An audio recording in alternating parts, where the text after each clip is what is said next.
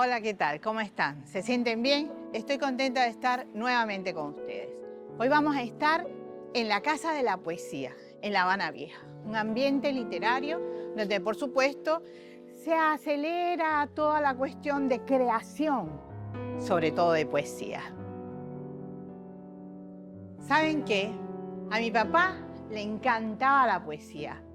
Leía continuamente distintos escritores, ya sean latinoamericanos o españoles. Yo creo que algunos franceses también, porque desde los 5 años dominaba ya ese idioma. Papi le encantaba leer las poesías y lo hacía en las noches con mi mamá. Él también escribió algunos poemas, pero era muy crítico y prácticamente los desechaba. A mí particularmente me gusta mucho uno que escribió para Fidel. Aquí le llaman Canto a Fidel o Rapsodia a Fidel. Me gusta porque está escrito con mucha honestidad y con mucho respeto al líder de la revolución. En las noches, le decía, él leía esos poemas con mami, ¿no? Y cuando él se va para el Congo, le graba en su voz esos poemas. Es lo que le deja de despedida. Pero claro, es una cosa tan íntima que no puedo compartirlo con ustedes en el programa.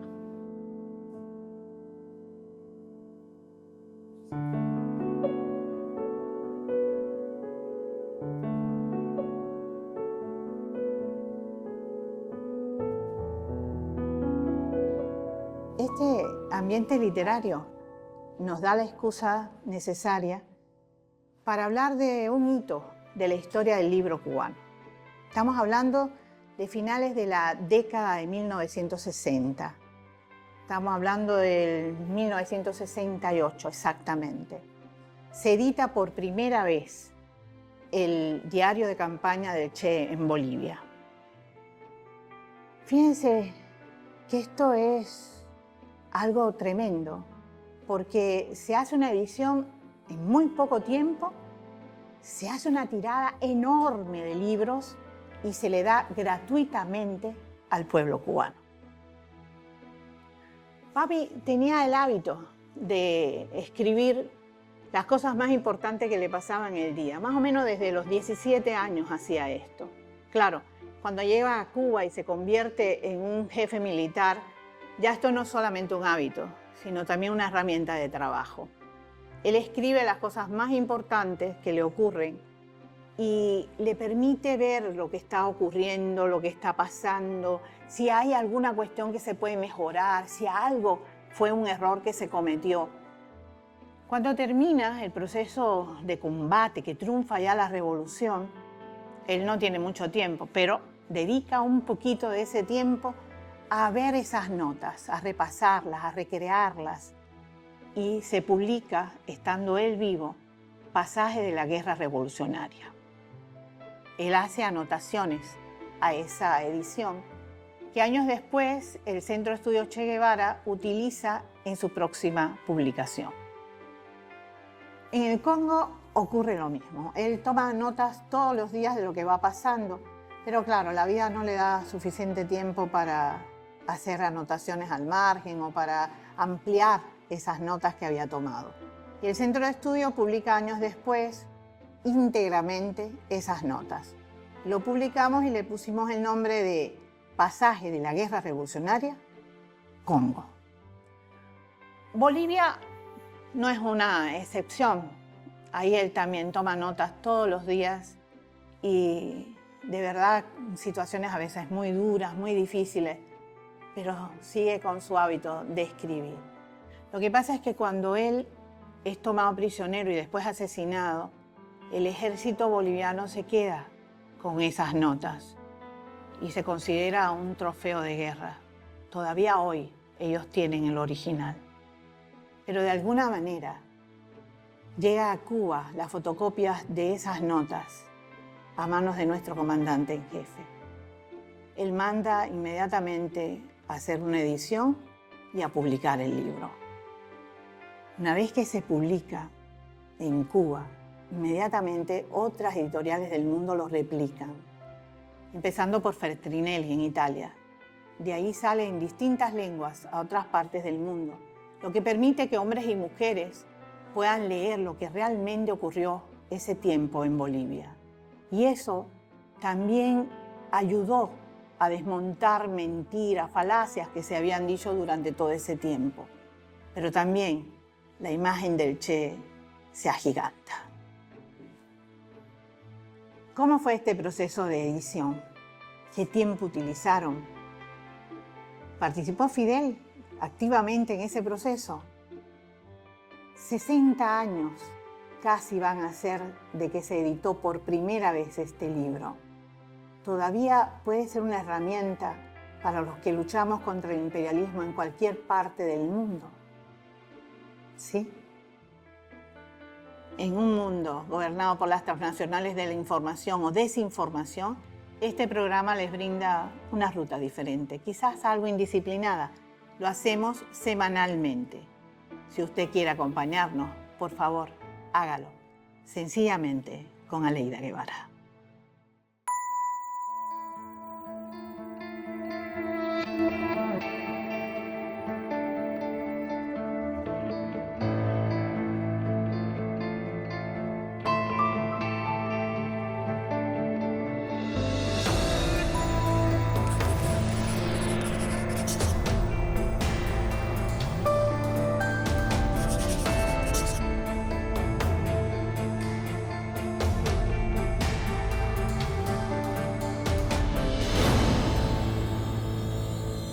Mi mamá siempre fue muy cuidadosa de su intimidad. Así que nosotros prácticamente no conocíamos qué había pasado entre ellos dos. En algún momento dejaba salir algo. No sé si lo hacía por casualidad o porque quería que nosotros supiésemos eso. La verdad es que no puedo definirlo. Pero sí nos contó en algún momento que Fidel la fue a buscar personalmente, se la mandó a buscar personalmente, y ella no sabía por qué. Cuando llega, Fidel le entrega, le pone en sus manos las fotocopias del diario de mi papá en Bolivia. Imagínense esa situación, ¿no? Es decir, ella tener esas cosas en las manos y Fidel le pide, por favor, que la ayude a traducir la letra de mi papá. Era prácticamente ilegible. Y ella, por supuesto, lo hace, junto con la secretaria de Barbarroja, el comandante Manuel Piñeiro, que se llama Vidalina. Vidalina y ella se encerraron durante tiempos que yo no puedo definir con exactitud. Porque el problema es que ella ya no estaba en mi casa, ella estaba trabajando en provincia cuando Fidel la manda a buscar. Entonces no puedo decirles el tiempo que se demoraron, pero sé que hubo un tiempo en que no estuvo presente mami y que trabajó intensamente en la traducción de la letra de papi. Pero ella lo dice de una manera muy hermosa en su libro Evocación. Permítanme leerlo.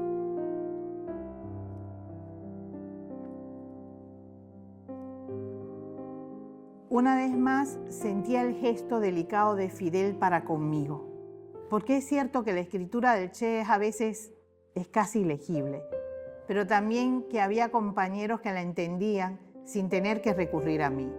Así que siempre me he preguntado si realmente se precisaba mi ayuda o si Fidel me llamó porque sintió la necesidad de que yo fuera una de las primeras en leer aquel testimonio extraordinario. Ella después reconoce que no pudo volver a leer el libro íntegramente, no fue capaz. Es muy difícil, es una lectura realmente difícil, pero cuando lo haces, cuando logras leerla, se queda dentro de ti. A mí también me pasó. Yo era una adolescente, mis compañeros hablaban del libro y yo no había sido capaz de leerlo nunca.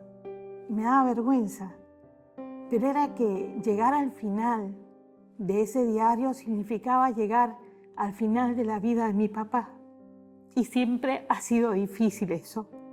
Pero bueno, de alguna manera mi mamá también lo expone en su libro de una forma que nos une y que nos emociona.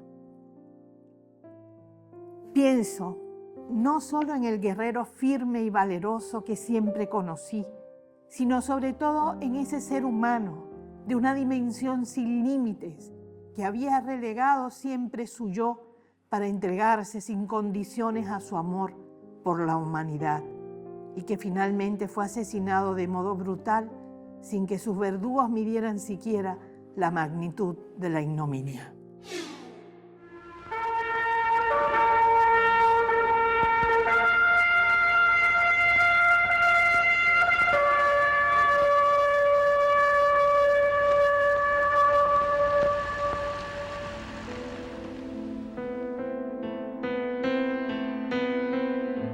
Hoy nos dicen que estás muerto de veras, que te tienen al fin donde querían.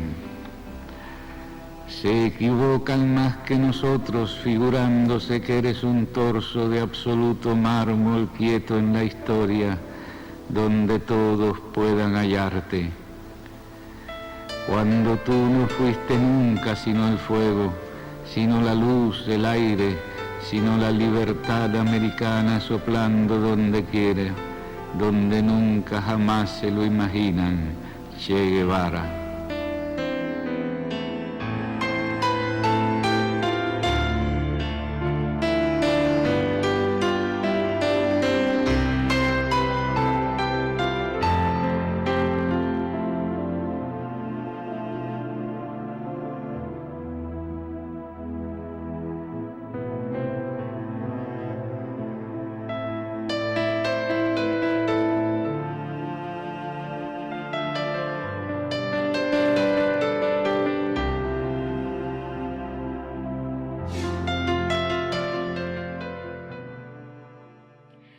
Hoy tenemos el placer y el honor de hablar con una mujer cubana que siendo muy joven participó en la primera edición de El Diario del Che en Bolivia. Mercy Ruiz, directora de ediciones del Instituto Cubano del Arte e Industrias Cinematográficos, ICAIC. Pero también ella es Premio Nacional de Edición del Pueblo Cubano. Mercy, yo voy a pedirle un permisito, porque la verdad es que los cubanos somos muy confianzudos, ¿no? Sí. Y me cuesta mucho trabajo llamarla de usted, porque el problema es que cuando alguien ha estado tan cerca de alguna parte relacionada con la vida de mi papá, para mí ya también es familia. Entonces, ¿me permite tutearla, por favor? Por supuesto, Aleida. Pero además, para mí también es un honor estar compartiendo nada más y nada menos que contigo uno de los momentos más trascendentales de mi vida. Porque la edición del Diario del Che fue para mí, fue y sigue siendo uno de los momentos más trascendentales. Usted era muy jovencita en ese momento, creo que tenía como 20 años más o menos, ¿no? Exactamente, había cumplido ese mismo año 20 años. Trabajaba en el Instituto del Libro, en ese momento era Instituto del Libro, no Instituto Cubano del Libro. Se acababa de fundar el instituto un año anterior, yo ya trabajaba ahí en el instituto y además era estudiante de la carrera de Letras de la Universidad de La Habana. ¿Y cómo es que la eligen para esta acción? Bueno, mira, ¿cómo nos eligieron? Porque no fui solo yo. O sea, yo formé parte de un pequeño equipo de trabajo que efectivamente se seleccionó para hacer el diario. ¿Cómo fue? Bueno, pues sencillamente una noche del mes de junio, principio de junio, me convocaron, me llamaron, que iba a ser partícipe de un hecho muy importante, no me dijeron cuál. Fueron a mi casa, me dijeron que recogiera algo de ropa cómoda y que yo iba a estar fuera de mi casa unos días. Así fue. Igual que hicieron conmigo, lo hicieron con el resto del equipo que trabajó en el diario. Fuimos 5 editores, Alfredo Sicre, Antiochis Crespo, Anolan Águila, Elenia Rodríguez y yo, y 3 diseñadores, Tony Évora, Rodolfo Martínez y Esteban Ayala. Y también hubo un mecanógrafo, Felo Bello, que era un mecanógrafo estelar, tecleaba aquella máquina de una manera fenomenal. conformamos el equipo. Cuando a mí me recogieron en mi casa, yo no sabía ni a dónde iba. Por supuesto, yo era militante de la juventud, una persona muy integrada desde ese momento a todo lo de la revolución, y sabía que era alguna tarea relacionada con nuestro país, ¿no? Con nuestra revolución. Me recogieron a mí y junto conmigo empezaron a recoger en ese mismo transporte a otras personas que tampoco todos nos preguntábamos, ¿y hacia dónde vamos nosotros? Y bueno, llegamos a una casa situada en el reparto Miramar, muy custodiada la casa. Entramos y empezamos a ver en la sala de aquella casa a los otros integrantes que también habían ido a recoger en distintos transportes. Todos nos miramos, bueno, ¿qué hacemos aquí? ¿Qué cosa es esta casa? No sabíamos nada. Pero bueno, todos estábamos muy imbuidos de que estábamos participando en algo importante. Bueno, irrumpieron allí en aquella sala Osvaldo Dorticós, que era el presidente de la República, el comandante Manuel Piñero, llamado Barbarroja, que era quien dirigía todas las acciones del Ministerio del Interior, y por supuesto estaba Rolando Rodríguez, que era el presidente del Instituto del Libro. Tomó la palabra Rolando, con la presencia de ellos dos, y entonces nos explica que nosotros íbamos a participar en la edición, que ese grupo había sido seleccionado para trabajar en la edición del diario de Che en Bolivia. Imagínate, nosotros, ya te digo, nos quedamos todos perplejos y nos preguntaron si teníamos algún impedimento físico, si había algo que impedía que nosotros, porque íbamos a permanecer allí durante ese trabajo durante varios días. Bueno, todos dijimos que estábamos en disposición de hacer lo que hubiera que hacer. Empezó entonces el trabajo, o sea, a tu pregunta de que cómo nos seleccionaron, esa fue la cuestión. ¿Por qué nos seleccionaron? Supongo que porque éramos gente, o sea, personas profesionales. Yo no era tan profesional, ni las muchachas tampoco, las otras 2 o 3 muchachas, pero ya teníamos algún adiestramiento en el mundo editorial y además supongo que también por un problema de la confiabilidad política, que también era sumamente importante en lo que íbamos a hacer. ¿Cómo se dividieron el trabajo? Sí, a ver, el diario, nosotros contamos con las copias fotostáticas que se trajeron a Cuba como base del trabajo y ya la mecanografía, o sea, el trabajo ya transcrito. Ambas cosas porque íbamos a revisar la transcripción, pero teníamos que tener los originales por si teníamos que hacer algún cotejo o algo. ¿Cómo nos dividimos? Bueno, mira, el compañero Sicre y una de las muchachitas formó una pareja. Las otras 2 muchachitas formaron otra pareja porque había que dividirse el trabajo. Todo esto también estaba compulsado porque había que terminar no solo la edición, sino la impresión del diario en un tiempo extremadamente corto. Por todos estos factores del secretismo, de cómo había llegado el diario a Cuba, Cuba tenía que lanzar el diario lo antes posible. Por lo tanto, el trabajo iba a ser muy acelerado en muy poco tiempo, no solo la edición, sino la impresión del diario. Nos dividimos entonces los originales.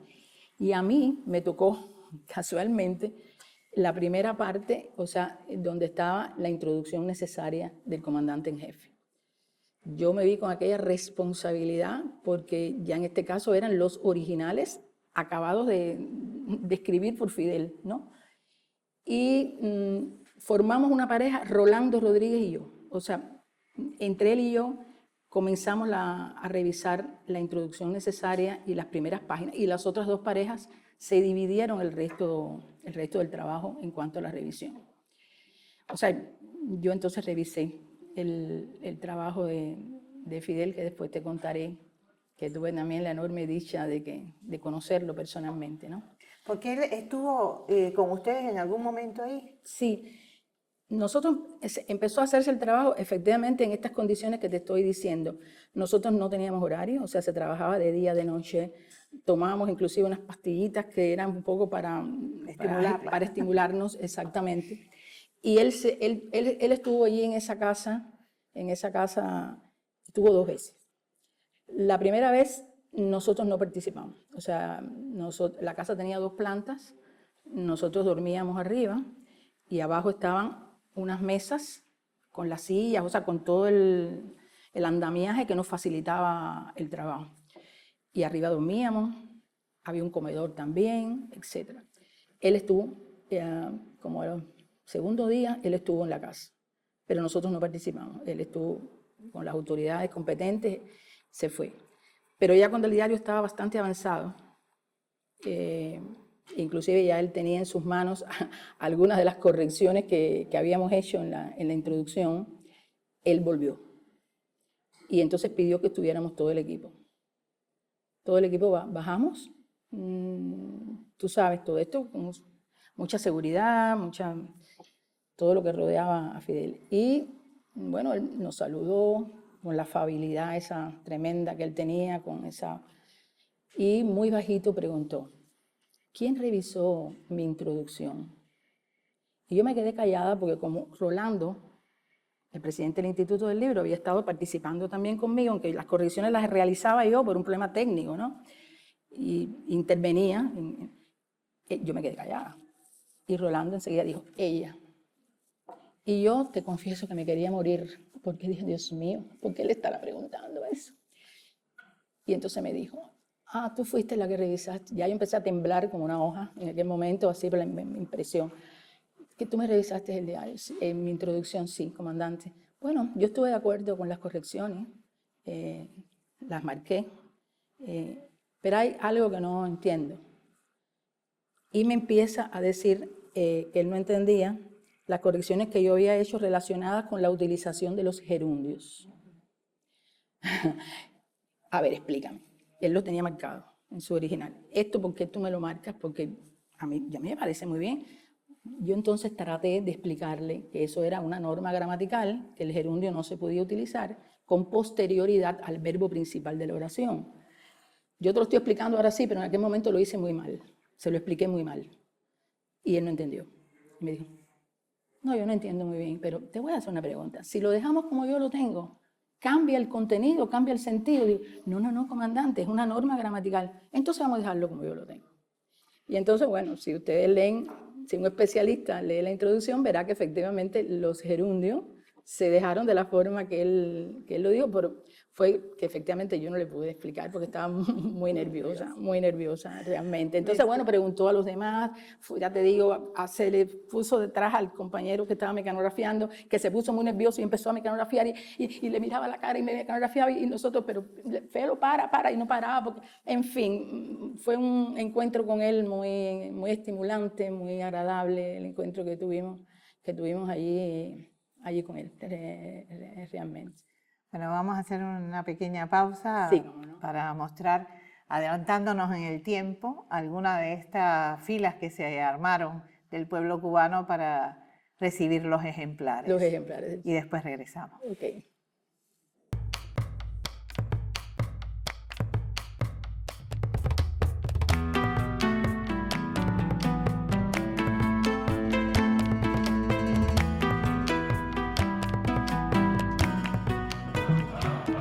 Mayo de 1968.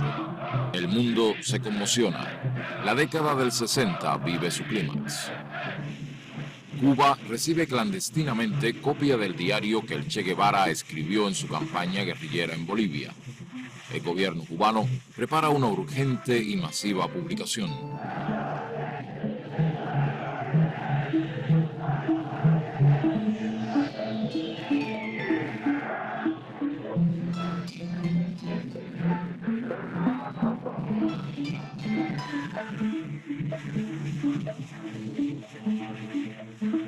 La Habana informa al mundo la edición del libro y su distribución gratuita en la isla.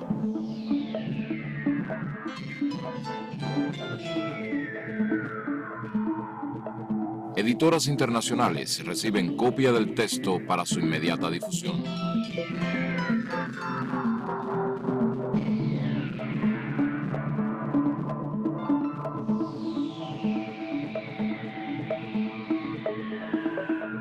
El diario permite conocer aún más la personalidad del Che. Su prestigio legendario de revolucionario consecuente se agiganta.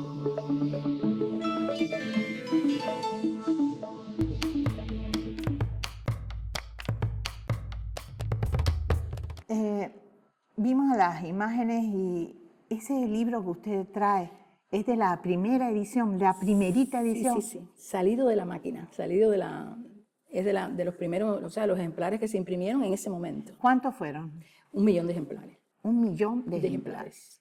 Después se hizo otra tirada, que creo que fue de 500.000 o 400.000, pero este impacto fue de 1 millón de ejemplares para que toda la población pudiera tenerlo. Este es el diario, no sé, mira, está, imagínate, 57 años, la cubierta se me ha despegado, mira las páginas. Mercy, una cosa que me llama la atención, cuando ustedes estaban en la edición, ¿arreglaron algo de lo que el Che había escrito? No, ¿Hicieron alguna corrección? No, para nada.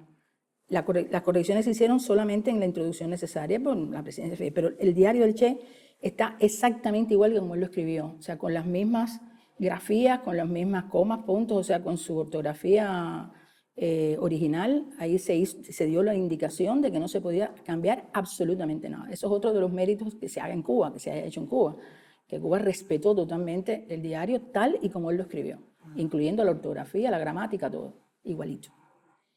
Y tiene también la peculiaridad que nosotros, en el caso del diseño interior, lo que se hizo fue que se puso la copia fotostática de todos los días 7 de cada mes, porque el diario empieza el 7 de noviembre del 66 y termina el diario el 7 de octubre del 67. Entonces, el diario tiene todos los días 7, aparece la copia fotostática enfrentada ya al texto propiamente del diario. Fue un problema del diseño, el diseño que nosotros nos pareció, pero el tema de que se respetó total y absolutamente como él lo escribió. Este libro, es decir, ustedes hacen la edición como tal del libro, pero después tiene que ir a imprenta, claro, ¿verdad? Claro. ¿Y ustedes lo acompañan también? Sí. ¿Cómo es eso? Explícame eso. Acuérdate que esto hace 57 años, o sea, no es como ahora, que todo es digital, y tú terminas un libro digitalmente, va para la imprenta y no pasa nada. En este momento todavía había el sistema de los linotipos, o sea, de que había que llevar este original, iba a un proceso que se llama galeras, después un proceso que se llama planas, después un arte final, y desde ahí es entonces que se imprime. O sea, era un proceso mucho más extenso, dilatado. Por supuesto, nosotros, todo ese equipo, se trasladó para la imprenta donde se hizo este libro. Este libro se hizo en una imprenta que en aquel momento se llamaba Omega, o el Taller 1 en la ciudad de La Habana, o sea, está frente al Parque Tulipán en el Cerro, era la imprenta más grande que había en ese momento en La Habana. Esa imprenta estaba tomada militarmente por toda esta situación del secretismo. La población lo que decía, después nosotros, es que ahí se estaba cambiando dinero, porque por supuesto todo eso estaba. Nosotros fuimos, nos llevaron hasta allí y en la propia imprenta realizamos todo ese proceso de revisión de las galeras, de las planas, del arte final, de todo. En la propia imprenta, o sea, dormíamos en la imprenta, nos pusieron unas literas allí en un local de la imprenta y estuvimos en la imprenta todo el tiempo, que se realizó todo este proceso de preimprenta y ya de la impresión del libro. También con un cuidado exquisito. O sea, nosotros tuvimos... Recuerdo una anécdota que Rolando vio un pequeñísimo error en la introducción y ya el libro estaba en planchas, o sea, que es el proceso previo. Y para allá fuimos él y yo, y en la propia plancha, ya a punto de imprimir, corregimos ese error, porque queríamos que el diario realmente saliera totalmente sin ningún error, sin ningún problema. A mí me contaron también, me han dicho que en ese momento... ¿Estabas embarazada? Sí. Pero tú no lo dijiste. No. Yo cuando en aquel momento inicial se preguntó si había alguna situación de impedimento, yo no lo dije. No dije que estaba embarazada porque, a ver, ¿cómo yo me iba a perder? Tener en mis manos el diario del Che y participar en aquello. Sí, yo tenía ya en aquel momento 4 o 5 meses de embarazo, 4, porque mi hijo nació en noviembre de ese año, que tiene la misma edad que el diario, 57 años. Sí, ya en ese proceso de la imprenta, yo tuve un episodio de que se me elevó la presión, o sea, tuve un episodio de hipertensión, pero ya al final, ya realmente al final, ya habíamos hecho todo este proceso de la revisión, ya estábamos esperando la impresión, o sea, ya estábamos esperando. Esto parte así directamente de la fábrica, o sea, desde la máquina de impresión. Este es uno de los ejemplares de ese momento. Yo no me podía ir de allí sin esto. Y recuerdo que el propio Rolando, yo empecé a tener algunos síntomas y me dijo, vámonos, que ya casi esto está terminando, vamos a llevarte fuera de aquí. Pero no, yo pude sobrellevar aquello, tuve este original en mi mano y sí, fue así. Mi hijo tiene la misma edad del diario y nada, todo fue bien, transcurrió bien felizmente. ¿Cómo se llama tu hijo? Bueno, mi hijo se llama Jorge Ernesto. Jorge por su papá y por supuesto Ernesto. Y está muy orgulloso también de todo. Es una persona excelente también, militante, muy vinculado a la revolución, por supuesto. Un orgullo también para mí. Qué bien, me alegro mucho. Entonces, bueno, vamos a pedir otra pequeña pausa y continuamos. Encantada.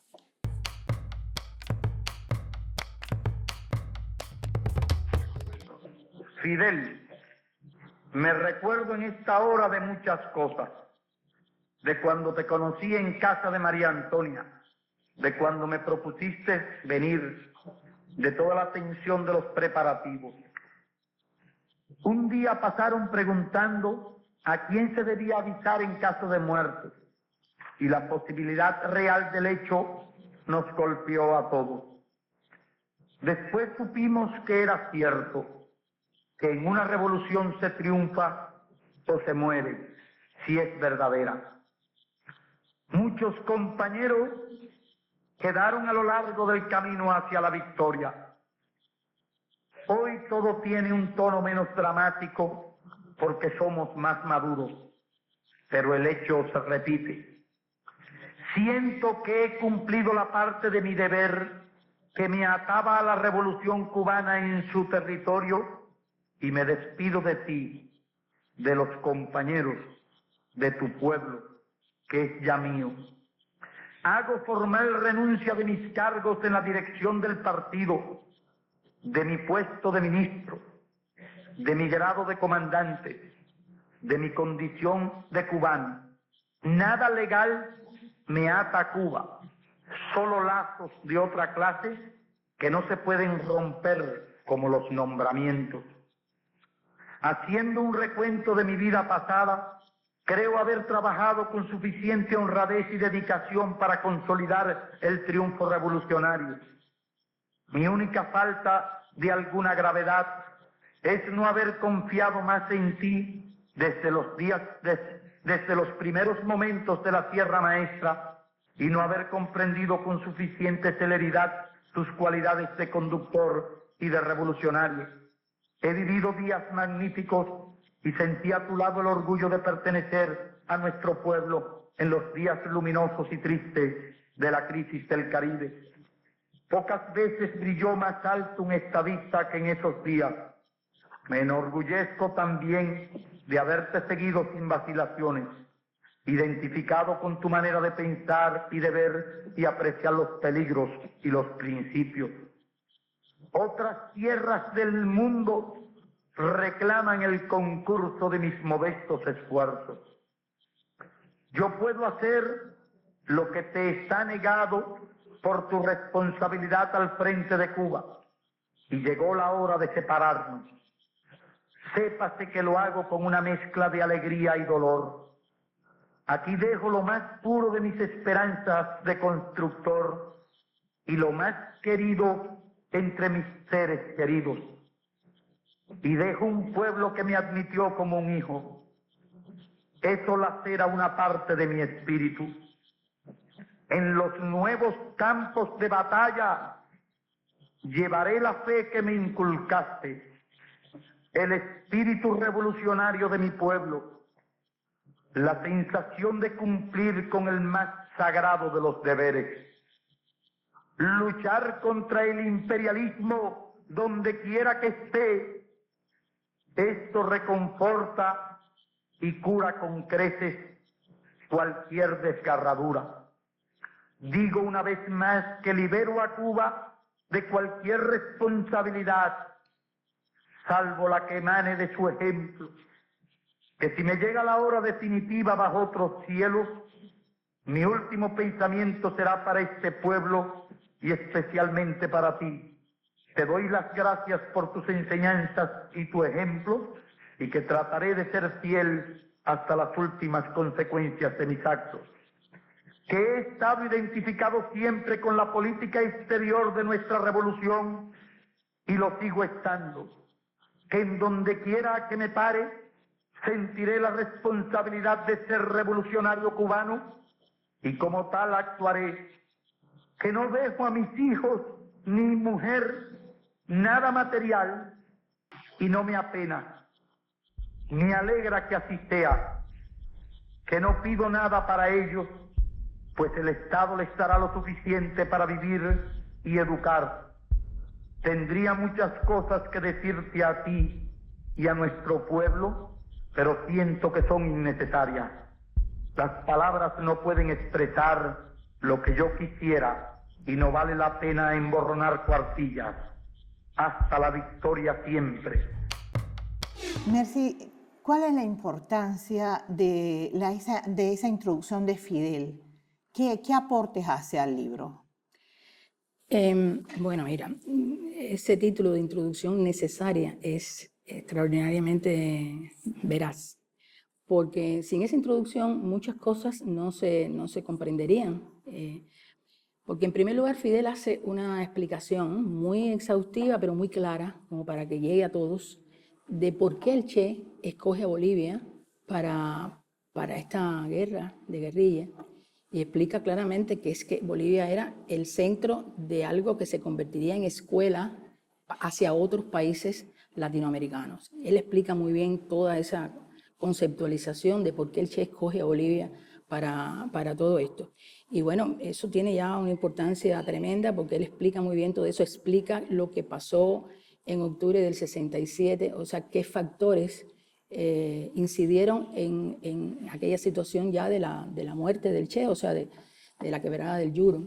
Él explica qué pasó, o sea, el problema que hubo con el Partido Comunista, o sea, con Mario Monge, toda aquella traición del partido, la escisión que hubo en la guerrilla, una parte de la guerrilla tuvo que separarse del grupo y desaparece por las condiciones tan malas geográficas, el propio problema de la salud del Che, que en aquellos últimos días también fue terrible, su asma, se habían perdido los medicamentos, porque los medicamentos los había captado el enemigo, la poca ayuda que en algunos momentos tuvieron también del campesinado en Bolivia. En fin, él explica la situación que hubo de que llevó al final ya de la muerte. Y explica algo que es muy importante, que es qué ocurrió exactamente en los 2 días posteriores al 7 de octubre, porque el Che fallece, o sea, lo matan el 9, esos 2 días Fidel explica qué pasó, o sea, cómo fue la muerte del Che, o sea, hacia dónde lo llevaron, explica muy bien cómo actuaron los verdugos,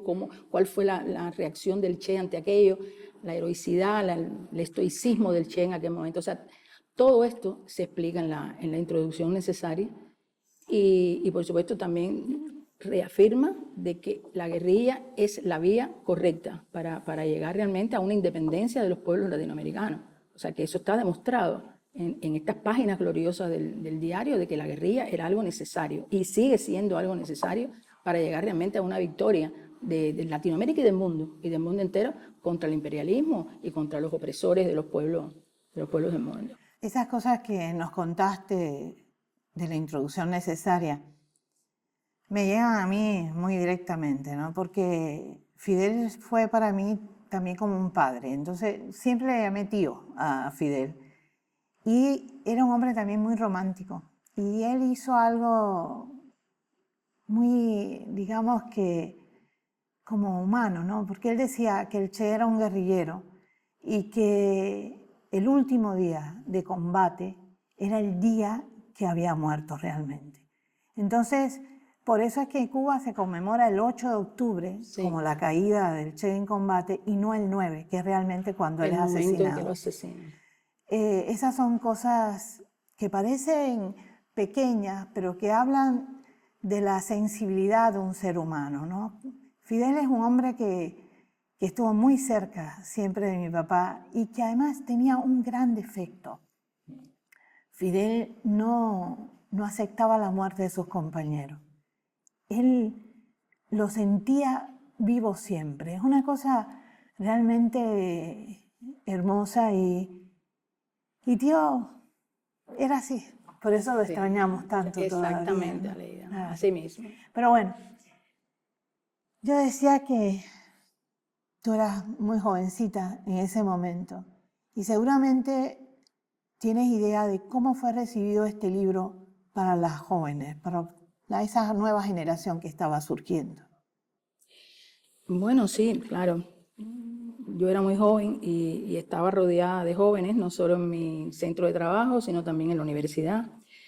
A ver, el impacto que yo creo que tuvo el diario de Che en la población cubana fue algo extraordinario. O sea, imagínate que de momento los periódicos apareció el diario del Che en Bolivia en las manos del pueblo. Ese millón de ejemplares volaron. O sea, eso fue algo realmente espectacular. Y los jóvenes, a ver, yo te diría que siempre la figura del Che ha sido una figura paradigmática, romántica también, no solamente para los jóvenes cubanos. Los jóvenes cubanos adorábamos y adoramos al Che todavía. Y en aquel momento con el diario, pues fue algo espectacular, cómo recibieron los jóvenes todo aquello. O sea, tú sabes lo que es estar leyendo, lo que el Che iba haciendo diariamente, porque eso es otra cosa espectacular, como el Che, aún con todas las dificultades que había en ese momento en la guerrilla, todos los días escribía, para él era también como una guía de trabajo, porque el Che, Fidel lo dice en su introducción, que él iba escribiendo, pero iba anotando lo que ocurría, lo que iba a ocurrir, su plan, esto, lo otro. O sea, era seguir diariamente lo que se iba haciendo en aquella guerrilla con aquellas condiciones que se convirtieron después en condiciones tremendas ya al final. Y eso para los jóvenes fue muy atractivo, estar viendo todo aquello, de cómo el Che, y por supuesto, se hablaba mucho del momento de su muerte. Yo recuerdo que los jóvenes hablaban mucho, fue muy impactante la situación, o sea, cómo Fidel narra en los momentos finales, después de la quebrada del Yuro, etc. Es tremendo. Y te diría, yo he tenido la oportunidad de viajar a otros países del mundo por mi trabajo y siempre he constatado cómo los jóvenes de otros países tienen al Che como su líder, como su paradigma, como algo grandioso. No solamente los jóvenes, también en el mundo intelectual, en el mundo profesional, el Che es algo espectacular. Su ejemplo realmente se convirtió en un baluarte, en una bandera de lucha para Cuba y para todos los países del mundo. Entonces, a pesar de estos 60 años casi que se van a cumplir de la primera edición, ¿tú piensas que el diario está vigente, así que el texto puede servir todavía para ayudar a muchos hombres y mujeres en el mundo? Sí, completamente, y creo que tenemos que buscar un momento, tenemos que pensar en volverlo a editar, o sea, con tal y como esta edición que tengo yo en las manos, las otras ediciones que se han hecho posteriores con aportes también importantes, siempre con la introducción de Fidel. Yo pienso que hay que volverlo a hacer. Yo creo que hay que volverlo a hacer y hay que hacer debates, estudios alrededor del diario, de lo que significó, de cómo están vigentes las ideas del Che. Porque tenemos que seguir combatiendo esta idea de que el Che era un romántico, que era un idealista, que lo que se hizo fue en balde.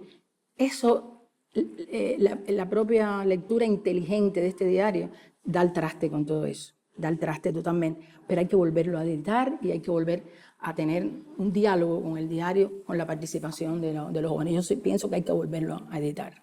Mercy, nosotros en el Centro de Estudios Che Guevara hemos vuelto a editar el diario de papi y en este caso mi hermano Camilo hizo otra introducción también. Por supuesto que se respeta la de nuestro jefe, esa no se toca, pero él hace una introducción para el Centro de Estudio Che Guevara. Claro. Y yo quería leerte un pedacito de lo que él escribió. Él dice: cae ultimado, sin juicio de tribunales y de pensamiento, el Che. Y con él toma cuerpo un sueño dormido en tanto tiempo. Germina y se eleva el anhelo de que el hombre nuevo no es ni ilusión ni quimera. Es renuevo constante, sacrificio por los demás y por sí mismo, para crecer y dejar atrás la mediocridad, para ser, aunque sea por una única vez, diferente, mejor. Qué lindo, algo precioso. Muchas gracias, Precioso. Mercy, por estar con nosotros y darnos tu tiempo. Muchísimas gracias también por esa joven que participó con tanto amor y tanto entusiasmo, que me llega muy cerca, de verdad. Y agradezco que hayas permitido que este libro salga a la luz con todo tu esfuerzo, con todo tu amor, como mujer cubana. Muchas gracias. Gracias a ti, Aleida. Muchas gracias a ti. Yo también me emociono. Muchas gracias.